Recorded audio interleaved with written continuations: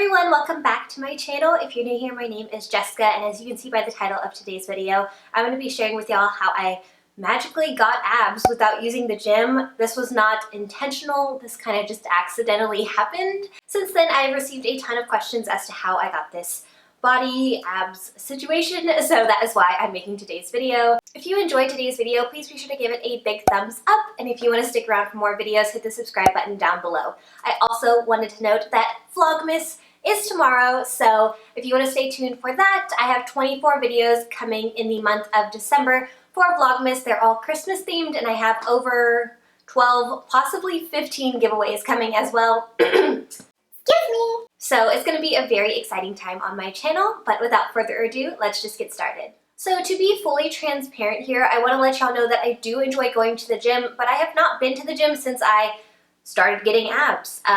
I had a falling out with my trainer in this whole situation with this private gym I was going to, and the last time my trainer and I texted was on November 11th, and it is currently the 30th of November, so it has been over 2 weeks since I've been to the gym. I've done maybe 2 or 3 at-home workouts since then, so I haven't been like going in the gym constantly like I usually am. We're looking for a new gym, so that will be coming soon, but for now, I've just done this a different way. The first change I have made is eating at a calorie deficit. The way that I think about this is everyone is served the same plate of food at restaurants or for dinner. It's the same size plate, but everyone is not the same size human being. Like, my husband is twice as big as me, and we eat the same amount of food usually. So, I don't know, I just feel like that's not the way it should be. Like, I don't know, I'm smaller, I should probably not be eating a ton of food, and so I feel like the reason I've always kind of carried fat in my stomach area is because I eat so much food, but I think my body's just used to that because everyone around me is also eating the same portions as I am. So I kind of took a step back and I was like, I don't know, I'm really small, I don't know if I should be eating like a plate of food every single day or for every single meal. I currently eat at a calorie deficit, and I don't count calories per se, but I do make sure that I'm eating less than what a normal plate of food has because I'm a smaller than average person. So that has helped me a ton. I also got my sister on that, and she's lost over 10 pounds doing so, so it has been working wonders for us. I think it's really great. Basically, I just eat like 70% of what's on a normal standard plate of food, but if I am at home, of course, I will serve myself a smaller portion. They say that you reach fully feeling full, if that makes sense, 20 minutes after you're done eating. So also, like, even though I don't finish my food, throughout the next few minutes, I do end up feeling full. I never like leave the table hungry or anything like that. It's not like starvation, it's just portion control. The next thing I changed is I do intermittent fasting now. That's just like a fancy term for you don't really eat snacks. I don't personally time it. I think my husband actually times it, which is really helpful when the person you live with, whether it be your roommate or your significant other or whoever it is on the same schedule as you, so I just follow along with what he does. I'm typically a big snacker, but I haven't been lately because we're doing this intermittent fasting thing kind of unintentionally, and then now that it's working, we're putting more intention and focus into that. And I think that has worked wonders for us as well. The next thing I recommend is following a low-carb lifestyle. I know that my mom is like keto, and a ton of people are doing keto, and I think that's really great. For me personally, I think low-carb works best because it helps with my skin condition, which is eczema and having dry skin, but it also just helps me maintain my body. I get really, really lean being low-carb, and I love it. I prefer to do like those meal delivery kit systems because then you don't really have to think about it as much. I think the one we're doing right now is called Green Chef. We've done plated in the past. We like plated a lot, but I don't think that they have a low carb option. Maybe they do, I'll have to check. But right now we're doing Green Chef. It's not sponsored by them, obviously. It's super easy to follow along with the meals. They're very, very tasty.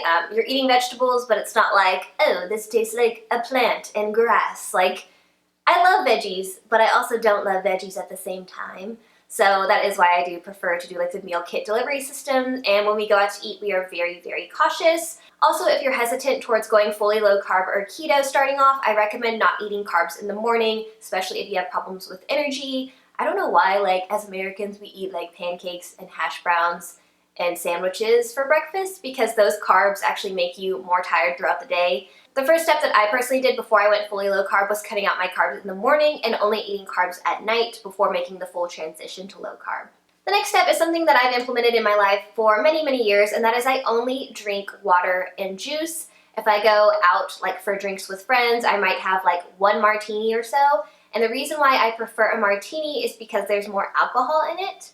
I'm the type of person like, I drink because I want to get tipsy and or drunk. I don't like drink for fun over dinner usually, unless I've had like a really weird day. I don't drink very much in general. I do prefer martinis because the amount of alcohol content in a martini versus like a margarita and the sugars, like don't get me wrong, some martinis do have sugar, but I'd rather have one martini for the sake of like health reasons than like 2 or 3 margaritas to get the same effect, I guess, if that makes sense. Because then I'm drinking so much more junk and sugar, so just something to keep in mind as far as alcohol goes. The holidays are coming up, but I do only drink water or cold pressed juice other than those alcoholic beverages. I am a huge fan of alkaline water. I just drink so much water that I can really taste the difference in types of water. And I love cold pressed juice. You can get like Suja or Evolution at your grocery store, or if you have like a cold pressed juice bar. I do that to help maintain my skin and my body. I love a good beet juice. Another thing that I do related to like being in a calorie deficit and intermittent fasting is I only eat 2 or 3 meals per day. So that means like we'll probably do a small omelet for breakfast. Then we might order in for lunch from like Postmates, and then we'll have one of those home cooked meals for dinner. That's usually our standard meals that we do. The next thing I recommend doing is doing 1 fast per week. Usually we'll do a 12-hour fast, which sounds a lot worse than it is. Basically all you do is you eat dinner early the night before, you go to bed, you wake up, you're still fasting, and you don't eat lunch till like 1 or 2 p.m. and that's usually about a 12-hour fast or so. So it ends up evening out. It's a lot less difficult than it sounds. The reason why I prefer fasting more so than ever before is because that trainer I was telling y'all about had a very good point about fasting. I have a lot of issues with healing my body and having a lot of inflammation from my eczema and all that fun stuff. And your body heals the best when you're fasting. So if you're trying to heal like acne or blemishes, or like you bonk your head and you're trying to heal like a scratch, fasting is the easiest way to do that. So I really love that concept, and I found that it's worked for us. So it's also helped with the abs situation, which is nice. So added bonus. And last but not least, please don't judge me for this last tip because it's a little strange. I have a ginormous sweet tooth, like the size of Texas sweet tooth. All of my teeth are sweet. I love desserts, I love cakes, I love candies, I love it all. And so I needed something to help curb that desire to have a chocolate chip cookie every hour of every day.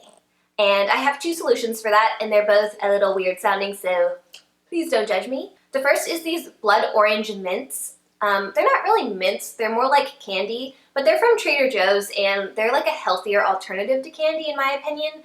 I just like take one of the mints and I just like suck on it for a few minutes. It's very sweet, it has a blood orange flavor, and it just kind of satisfies that sugar craving that I get once in a while, which is really nice, instead of having like a giant piece of cake, which is what I would sometimes prefer. And the other option for sweets is a little bit more worse than the original option, and that is gummy vitamins. I already take gummy vitamins, and I honestly love the way they taste.